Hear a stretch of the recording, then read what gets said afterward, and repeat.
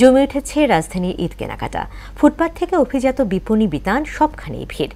ক্রেতা বিক্রেতা দুপক্ষই বলছে গেল বছরের তুলনায় এবার পোশাকের দাম বেশি।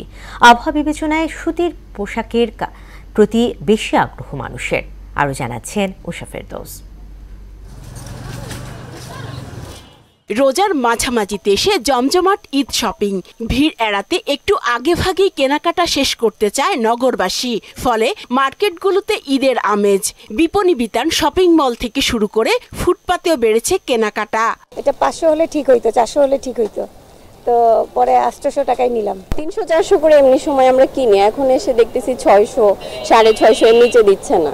সাধারণত কেনাকাটার জন্য বিকেল কিংবা সন্ধ্যার সময়টাকেই বেছে নেন ক্রেতারা। তবে এবছর দুপুরের আগে থেকেই ভিড় দেখা যাচ্ছে মার্কেটগুলোতে। ফলে দিনভরই উৎসবের আমেজ। কাপড় দেখার মতো বর্তমানে চাদর কিনছে, তেমন বেশি দেখি নাকি। কম করে হয়, এক একটা টপস তো 550 টাকা করে নিতেছে। দামটা আগের তুলনায় একটু বেশি। ঈদে বাঙালিয়ানা সাজেই নিজেকে দেখতে বেশি স্বাচ্ছন্দ্য অনুভব করেন মেয়েরা। দোকানিরাও প্রাধান্য দিচ্ছেন শাড়ি, 3 পিস, 1 পিসে।